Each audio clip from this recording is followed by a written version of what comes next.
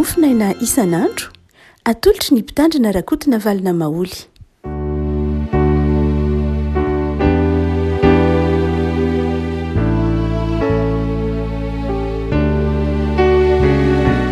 Falmerabatsy rehefa komalalatra ohatra tena kamisy fa 20 volana aprily ity ny mofinaina voalahatra hotsika anio dia ny salamo fahenina amby enimpolo. Salamo fahenina amby enimpolo andiany voalohany ka hatramin'ny andininy fahafito amin'ny anaran'i Jesoa. Miobiona Andriamanitra ry tany rehetra, mankalaza ny voninahitra ny anarany. Omeo voninahitra izy ho fiderana azy. Lazao amin'Andriamanitra hoe indre matahotra ny asanao, ny fahalebiazan'ny herinao no ikoizan'ny fahavalonao anao. Ny tany rehetra ankohoka eo anatrehanao ka ankalazanao hoe ny ankalaza ny anaranao izy. Avika jereo ny asan'Andriamanitra, matahotra ny zavatra ataony amin'ny zanak'olombelona. Efa nampodiny ranomasina ho tany maina izy, nandeha tongotra ny hitany ny olona, tao no nifalitsika tamin'Andriamanitra. Manjaka mandrakizay amin'ny heriny izy ary ny masony mandinika ny fireneny samihafa, aoka tsy hanandra-tena ny maditra. Ray masonao, manamasinana amin'ny fahamarinana ny teninao, ny fahamarinana. Amen. Tsy voatahiry avako hoe iza no nanao ity salamo fahenina amby enimpolo ity.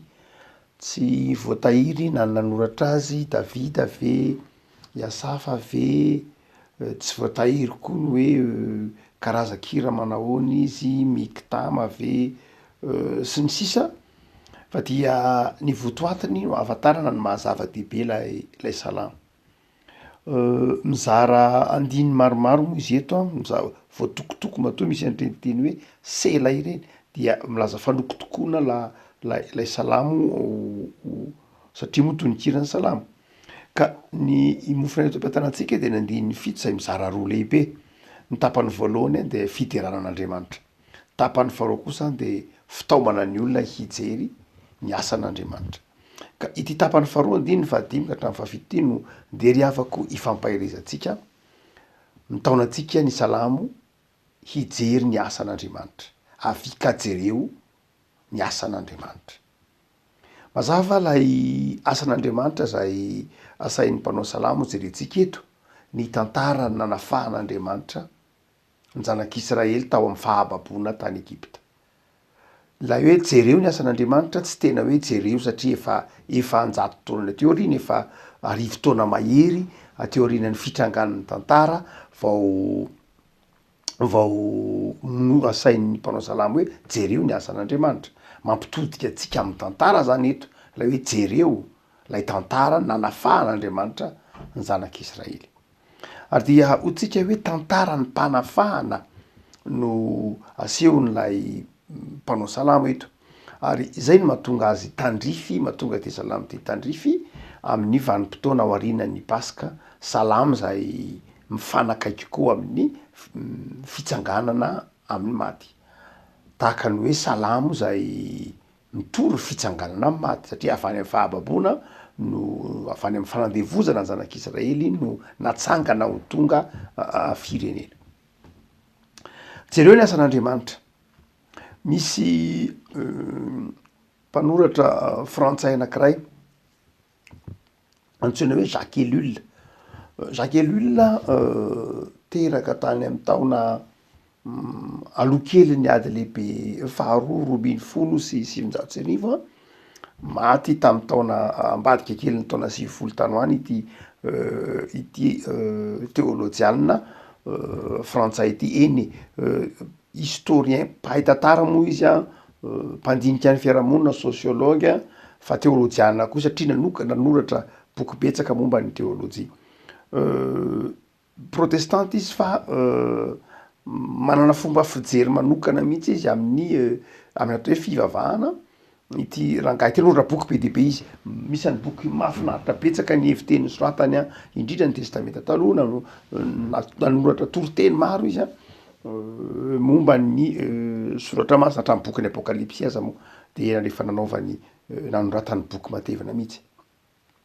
Hafakely ity ataontsika hoe historien théologiana ity satria somary inona azo ilazana azy amin'ny teny frantsay atipika zay, zany hoe tsy tena tsy tena olona ataontsika hoe manana fomba malalaka zay izy, manana fomba fijery malalaka, ohatra hoe marxiste izy, saingy izy de tiany fampianarana marxiste, saingy tsy mahazoazo kosa ny ataontsika hoe ny firenena ny Union Sovietika tamin'ny fotoan'andro tsy nankasitraka ny endrika ny communisme nefa izy marxiste.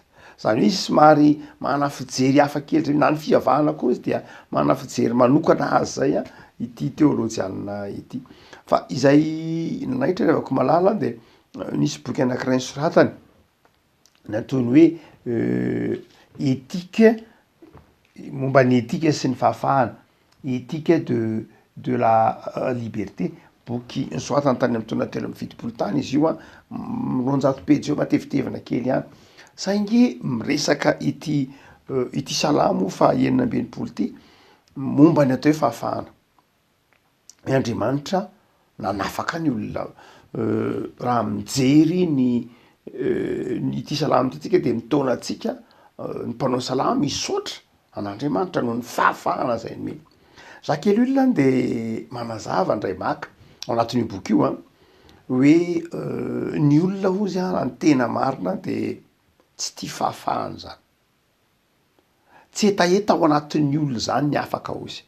Afabe mihitsy ny fomba fijery, zay no resahantsika manao hoe afabe ny fijery Jacques Ellul, isany tsika hoe marantsaina, isany mpampianatra marantsaina, teolojiana marantsaina izy, ary mamperitreritra ny teniny tahak'izao manao hoe ny olona nge hozy izy tsy manana etaeta raha ny tena marina hozy tsy manana etaeta ho afaka zany, tsy tian'ny olona ny fahafahana hozy, tsy tena tian'ny olona zany ny fahafahana. Fa ny tian'ny olona hozy de zao ny ataontsika hoe ny hoe sécurité, zany hoe ny zavatra mahafinaritra ny olona de ny hoe voary fotsiny fiainany, voary ny fiainany voary ny maha-izy azy zay zava-dehibe amin'ny olona, sy lay ataoko hoe conformité, zany hoe le fiainana milamina fotsiny. Le fiainana milamina fotsiny ilay rehefa misy zay conformité sy sécurité zay dia zay ny tadiavin'ny olona Jacques Ellul, fa tsy tena tian'ny olona zany ny fahafahana hozy. Ary io tsy izy ihany nanao ny fomba fijery io fa ilay philosophe existentialiste anankiray antsoina hoe Jean-Paul Sartre, miarabelona tamin'ny Camus sy ny tamin'ny Albert Camus, izay miresaka koa Sartre manao hoe tsy ny olona tsy de tena tia fahafahana zany ho Sartre koa, to fomba fijery tamin'ny Jacques Ellul izy hoe fa i Sartre kosa manazava manao hoe ny tsy itiavan'ny olona fahafahana hozy de zao satria ny fahafahana midika responsabilité, midika fandraisana andraikitra. Fa ny tian'ny olona hozy de zao tsy ny fandraisana andraikitra, tsy tian'ny olona zany mandray andraikitra zany, fa zavatra mahakamin'ny olona ny mandray andraikitra. Ny tian'ny olona dia mandeha fotsiny am'izao ny fiainana mandeha ho azy, zay ny tian'ny olona Jean-Paul Sartre. Fa nefa ny fiainana mandeha ho azy de mifanohitra amin'ny antsoiny hoe fahafahana. Ny fahafahana dia tsy fiainana mandeha ho azy zany hoy Sartre. Ny fiainana mandeha ho azy dia milaza passivité, zany hoe milaza zavatra tsy manao ninona, milaza zavatra lasa olona etan'ny fihetsem-po, etan'ny filana, etan'ny nofo, etan'ny ataontsika hoe ny zavatra maha olona tsy etan'ny fihetsem-po sy ny filana fotsiny, zay le hoe fiainana mandeha ho azy. Ary dia tsy zay nefa ny antsoina hoe fahafahana ho Sartre, fa ny fahafahana de zao midika fandraisana andraikitra, ny fahafahana de midika fifehezana ny tena, fifehezana ny maha olona, midika tsy passivité fa midika fietsehana sy fanaovan-javatra. Zay mahatonga ny olona tsy tia fahafahana hozy. Ary tsy diso loatra zany raha tarafina na taran'ny zanak'Israely zay ambarany ity salamo faha enina amby enimpolo ity, ny ampahany ary miresaka kely any Jacques Ellul satria miresaka ny etikany fahafahana izy ao anatin'le boky soatana La bonne vitesse amin'ny taona telo amby fitopolo sy sivinjato sy arivo. Mbola raha tsy diso hita en ligne ao le boky. Dia miresaka izy manao hoe misy ange ozy ny fahafahana, Jacques Ellul miresaka manao hoe misy lay fahafahana karazan-drazana prétexte fotsiny, hoe endriky ivelany fotsiny fa tsy tena fahafahana. Io lay hoe fahafahana fanaovana zay mahafinaritra, fahafahana tsy tena fahafahana, fa misy ny tena fahafahana, tena fahafahana. Raha toa ka mijery nefitsika amin'ny tantarany zanak'Israely any de sy ny tantaran'ny olombelona dia marina ihany amin'ny lafiny ilany a ny anazavany izy reo lahy reo ny hoe tsy tena tia fahafahana zany ny olona, tsy tena tia fahafahana ny olona, fa ny zavatra tadiavin'ny olona de zao sécurité sy conformité. Conformité moa araka ndrazantsika ndray makitsika efa niresaka lay hoe ny olona nge mora manaiky ho azy zay fahefany eo aminy io, zay ndroapatelon'ny olona de mora manaiky ho tsika ny fahefana zay eo aminy io. Afaka malala move ny olona tokoa raha tena jerena, tena mangetaeta an'le fahafahana. Raha toa ka mijery tsara ny tantarany zanak'Israely tsika de tsarotsika ro zanak'Israely ny menimenina tamin'ny Mozesy. Manao hoe fa maninona moa zahay no nentinareo tatenefitra? Tsy alona ihany ve tany Egypta? Tany zahay nisy sécurité, nisy sakafo zay tany a, nisy fasana ny levenany zay tany a, nisy filaminana ay zay tany. Fa tsy ilainay ty fahafahana menana ity. Ataona inony ty fahafahana omena, ty fahafahana omenana ity, ary eo tsy mampadiso mihitsy ny fomba fijerin'ny Sartre sy Jacques Ellul hoe ndraindray tsy zakan'ny olona ny antsoiny hoe fahafahana, satria andraikitra ny fahafahana. Ny fahafahana andrasan'ny olona de lay fahafahana prétexte zay tenenin'ny Jacques Ellul anatin'io bokiny io, hoe ndraindray zavatra iverin'ny olona fa hoe ny fahafahana de lay fanaovana zay mahafinaritra, fanaovana ny danin'ny kibo, ahafahana miteny zay tiana lazay na de mandratra olona aza, fahafahana maka zay tiana alaina na de mangalatra aza, sy sisa rehetra. Izay ho Jacques Ellul tsy fahafahana. Ary raha am-baiboly kosa tsy fahafahana, mazava ho azy.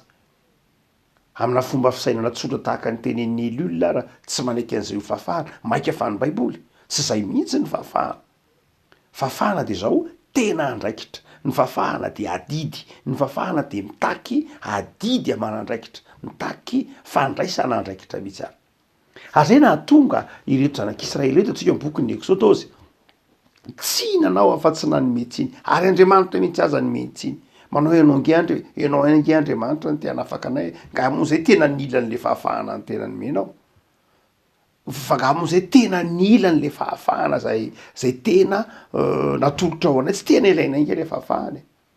Ary raha toa isika ka mbola mijery ny fanafahana nataon'i Jesosy tao amin'ny hazo fijaliana, de azotsika antoka ve fa tena betsaka ny mahatsiaro ho zava-dehibe lay fahafahana nomeny Jesosy atsika tao amin'ny hazo fijaliana. Firy amin'ny olona eto ambonin'ny tany, firy amin'ny olona eto ambonin'ny tany ny tena mahatsiaro hoe zava-dehibe le fahafahana na lay fanafahana nataon'ny Kristy ho antsika tao amin'ny hazo fijaliana. Vitsy no mahatakatra an'izany, ary betsaka raha no mbola tsy mila an'izany fahafahana zany akory. Amaha olombelona azy mane ataona inona moa fivavahana, ataona inona zany fahafahana nataon'i Jesosy zany, ny zavatra tadiavinay de zao sécurité, tahaka izay nataony zanak'Israely tany anefitra. Natonga azy memena tany anefitra hoe rehefa mba milamindamina kely nge ny fiainanay, tsy de tena fahafahana manao inona nge tadiavinay, fa rehefa mba milamindamina kely ny fiainanay hoe voaro le fananana kely na hiato, voaro le mba de zay ny tadiavinay e. De hoe rehefa mba mirindrarindra kely fa tsy de tena zava-dehibe le fahafahana. Betsaka ry havako eto ambonin'ny tany no tsy tena manao zava-dehibe le tena fahafahana, satria tsy tia andraikitra, satria malaina, satria kamo, satria voazony, satria tsy manana lay finiavana nomen'Andriamanitra maha olombelona. Ny olombelona de nomen'Andriamanitra finiavana hanao zavatra, nomen'Andriamanitra finiavana hanangan-javatra, hitondra zava-baovao, fa rehefa niditra tao anatin'ny olona ny fahotana de tonga kamo ny olona, tonga zatra tolorana ny olona, tonga simba ny sain'ny olona ka manjary tsy manana rispo hanao zavatra tsara intsony ny olombelona. De mazava ho azy tsy tia fahafahana izy, satria ny fitiavana ny fahafahana de efa asan'Andriamanitra ao anatin'ny olona. Tsy kisendrasendra akory ny tenin'ny Paoly ao amin'ny Romanina 7 ao mandinin'ny 20 fantatsika tsy njery le tenin'ny Paoly manao hoe iza no hanafaka azy amin'ny ity tena ny fahotana ity. zany hoe paoly de nahafantatra nangetaeta ny fahafahana io tsy ny olona rehetra ny mahatsiaro hoe za Andriamanitra ilaiko le tena fahafahana, ilaiko le fahafahana marina zay ao am' Jesosy. Tsy ny olona rehetra mahatsiaro an'zany fa isika mahatsiaro an'zany satria ny ato anatintsika fanahin'Andriamanitra de mangetaeta tena fahafahana tena izy isika hanao zavatra hiasa hanompo. Tsy hoe mandeha ho azy akory ny tenin'i Jesosy mijaona toko valo manao hoe raha ny zanaka neny manafaka anareo de ho afaka tokoa ianareo, satria eo ny mahamarina ny tenin'ny Martin Luther sy Calvin manao hoe tsy de tonga ho azy ao anatin'ny olona nge ny fahazavan-tsainy, tsy ny olona nge avy hatrany a de manana fahafantarana hoe ty ilaiko hoe, satria ny libre arbitre hoy izy reo lahy reo dia tsy toetra voajanahary ao anatin'ny olona intsony taoriana ny fahotana. Zany hoe nantsony libre arbitre de zao ny fahafantarana hoe ity ny tsara ary manana hery ianao lay tsara, tsy manana an'zany ntsony, tsy manana saina manavaka ntsony tsika hoe ity ny tsara ity ny ratsy, raha tsefa no ahafahan'ny tompo. Noho zany de zao tsy tiatsika le fahafahana satria tsy fantatsika akory ara ny dikany. Ahoana no aizantsika ampiasa zavatra tsy fantatsika ny dikany, tsy haitsika midika an'lay fahafahana de tsy haitsika mampiasa azy, ary zay mampiasa an'lay fahafahana de heveriny hoe fanaovana zay mahafinaritra azy. Ary zay mahatonga am' Paola nazava am' Galatianina manao hoe tandreminareo tsara ny amin'ny atao hoe fahafahana fa entinareo manaraka ny fotsiny lay fahafahana. Ary zay mihitsy ataontsika ankehitriny olona hoe fahafahana entitsika manaraka ny nofo ny fahafahana, ka heverintsika fa lay tenenin'ny Jacques Ellul hoe lay fahafahana prétexte no lasa ataontsika hoe fahafahana. Lay fahafahana zay midika ho izy manao hoe fanaovana zay tany mikibo, fanarahana ny filana, ary ndraindray dia heverintsika fa ny zotsika foana ny lasa lohan'ny andraikitra misy atsika, lasa ny zotsika ary ataontsika hoe zotsika avokoa ny zavatra rehetra. Zotsika na dia ny haitsika ara de heverintsika fa zotsika, mamono ny tenatsika ara de ataontsika hoe zotsika, zotsika ve mamono ny tenatsika. De efa atao zo zany ankehitriny, rehefa marary dia azo ataony manao hoe za dia misy ny firenena maro manao an'zany hoe zoko ny misafidy ny fomba hafatesako, na zoko ny misafidy ny hoe rehefa marary de azo vonoina, zoko koa ny misafidy ny hoe ho laholany na ho vavy sy ny sisa rehetra, zo ve zany. Zay le tenenin'ny Jacques Ellul leto sy Sartre manao hoe zao no izy liberté prétexte na fahafahana endriky ivelany fotsiny zany fa tsy zay ny tena fahafahana. Jereo ny asan'Andriamanitra, hoy ty Salamo 1:9 jereo ny asan'Andriamanitra, inona ny dikan'zany? Zavatra roa na telo. Ny voalohany de zao jereo fa ny Andriamanitra ao de ny mahamaika azy de ny manafaka anao. Ny Andriamanitra ao de Andriamanitra mpanafaka.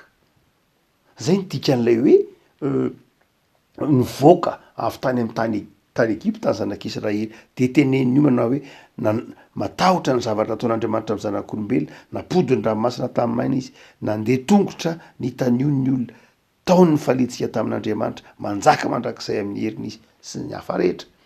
Ny asan'Andriamanitra voalohany indrindra afaka malala de zao eo amin'ny fiainantsika de tsy akasitrahany itsika manana fatorana, tsy akasitrahan'Andriamanitra isika hoe manana fatorana ny planin'Andriamanitra. Jereo ny asan'Andriamanitra, fa ny tian'Andriamanitra de zao ny asan'Andriamanitra de zao manafaka atsika.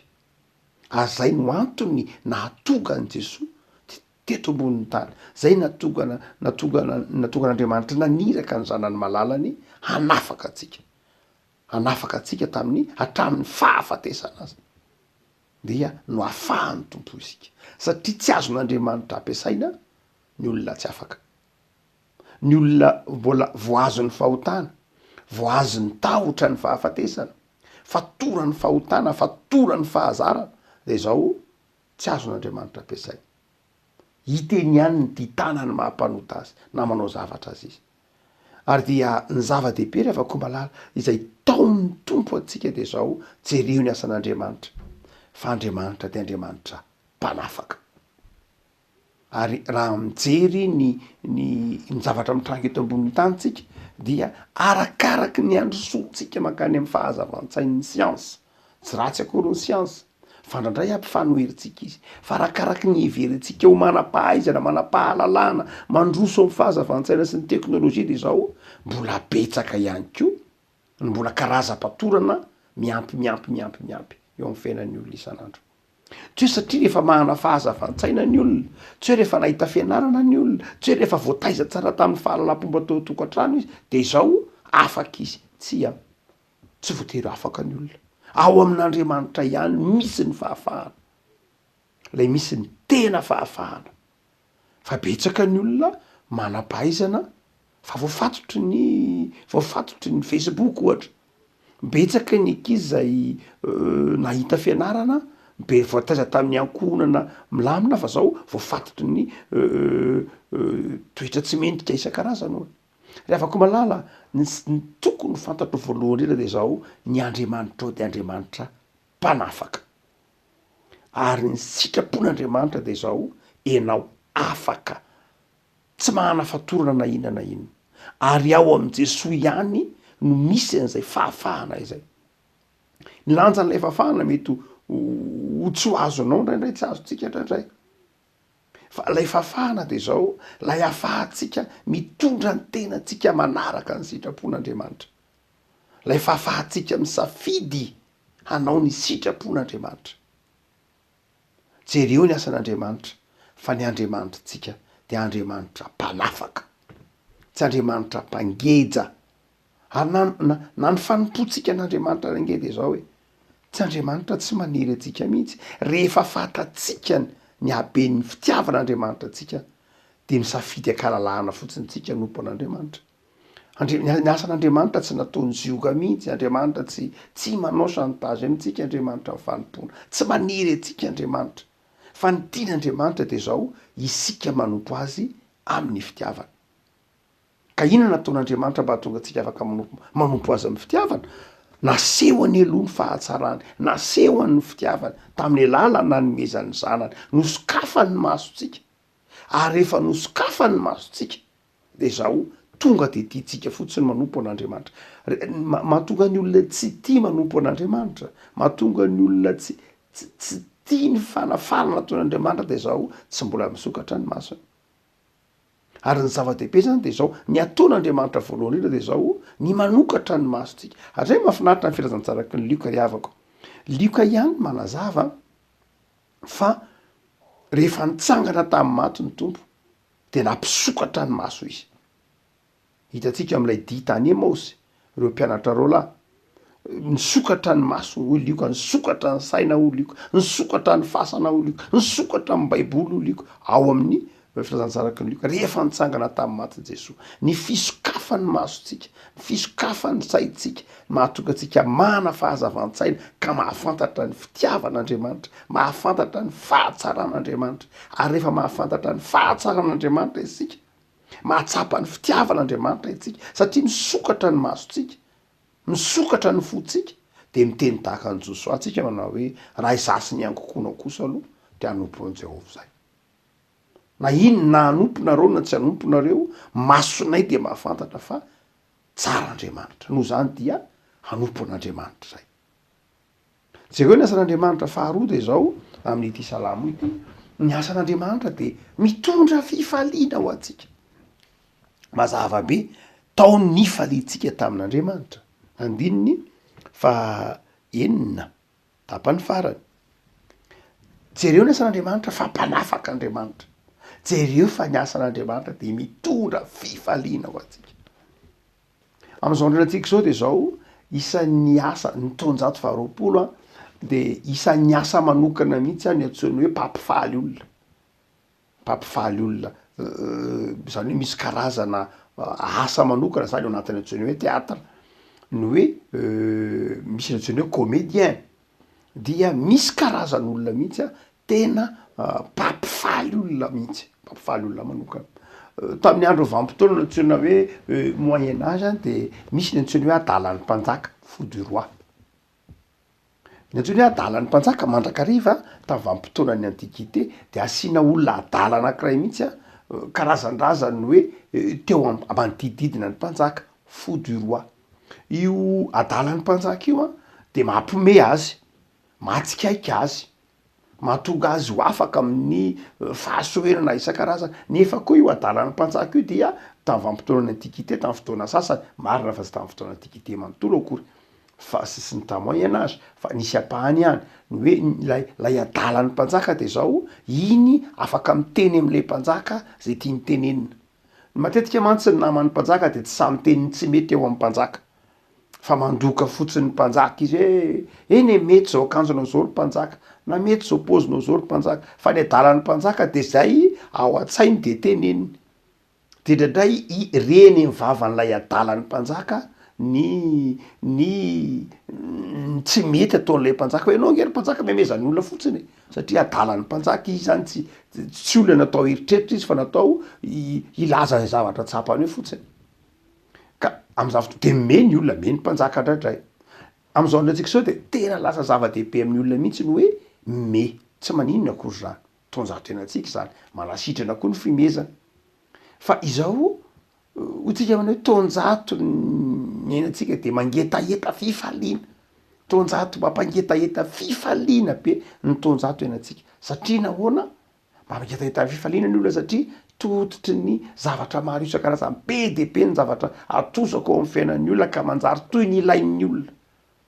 toy ny ilain'ny olona avokoa satria ny olona dia amboniny tany am'zao ainantsika zao de natao hopietsena natao hopietsena sy hompanjifa sy hompihinana zay ny sarin'ny olona mitonjato ainantsika zany hoe mizara be dehibe zay natosaka amin'ny olona ny karazan-tsakafo, karazam-pitafina, karazana fianakody, karazana finday, karazana fahitalavitra, karazana isan-karazany de am'izay fotoan'zay ny antom-pisian'ny olona ty ambony tany dia mpanjifa izy, mpihinana izy na mpampiasa fotsiny izy. Am'izay fotoan'zay dia rehefa mijereny nefa le fiainany de tsy manana fahafahana mitsofoka amin'ireny zavatra be dehibe reny izy de manjary olona ory rava, olona mahatsiaro tsy fahampiana mandrakariva, mahatsiaro banga mandrakariva satria manoloana lay toetra mpanjifa, lay fiarahamonina mpanjifa de olona tsy manana fahafahana manjifa no hita, olona tsy manana accès am'ireny no hita ao amin'ny fiarahamonina. Any ka manjary olona maratra lava, olona tezidava, olona malahelo lava satria betsaka lavitra ny zavatra ilainy noho ny zavatra ananany. Hany ka tsy manana fifaliana izy de eto ry avako malala manantitrantitra amin'ny mpanao salama na hoe zao no izy jereo ny asan'Andriamanitra fa Andriamanitra ny tena fifaliantsika ao amin'Andriamanitra ny tena fifaliantsika zany hoe tsy mpanjifa isika ety ambonin'ny tany, tsy mpihinana, tsy velona mba hihinantsika, tsy velona mba hanjifa isika, tsy zay fa velona ao amin'Andriamanitra. Afako malala hovain'izao tontolo zao mihitsy ny antom-pisitsika ka adinontsika mihitsy lay tena fifaliana omen'Andriamanitra. Jereo ny asan'Andriamanitra ry havako fa Andriamanitra ao de Andriamanitra mampifaly anao, ny Andriamanitra ao de Andriamanitra manafaka anao ka manao zava-mahagaga tsy takatra ny sainao mba hahatonga anao faly eo mba fahasoavany, hahatonga anao afaka iantoka amin'ny fahatsaran'Andriamanitra. Ny antony nitsangana ny tompo tamin'ny maty, ny antony nandreseny ny tompo ny fahafatesana de mba hanananao fifaliana. Ary jereo tsara fa raha avantany vao nitsangana tamin'ny maty ny tompo de zao faly ny apôstôly engany anana anjara am'izany fifalian'ny pasika zany ianao ary azona izany fifalian'ny pasika izany mandrakariva. Ivavaka sika tompo misaotra anao zahay noho ny amin'ny asanao zay taominao jerenay de ianao nanafaka anay, Andriamanitra mpanafaka, Andriamanitra mpizara fifaliana ianao. Ny antom-pisianay de fiadanana sy fifaliana ary mitondry zany amin'ny mpiarabelona aminay. Tompo nanafatra anay ianao fa raha ianao no manafaka anay de afaka tokoa zahay. Esola ty anatinay ny debideby afao am'izay mety ho karazam-patorana mamatotra anay zahay, na fahazarana io, na alahelo, na tebiteby io, na fifiarotan'aina io, na tahotry io, na tsy fahasalamana io, de afao zay tompo satria zay no antony nahatongavanao zaty am'izao tontolo zao de lay fahafahana tena fahafahana tsy lay fahafahana manaraka ny sitrapon'ny nofo fa lay fahafahana anao ny sitraponao de avontosy fifaliana ny fiainana isan'andro vavak'izay tompo hoan'ny tokantrano tsirairay hoan'ny isam-batan'olona manaraka zao mofinainy zao vontosy fifaliany pasika ny tsirairay ary afao am'izay rehetra maniry azy fa ataovy rakotry ny fahasoavanao misaotra Jesoa noho ny amin'ny fitiavanao mahagaga io masona isan'andro. Amen.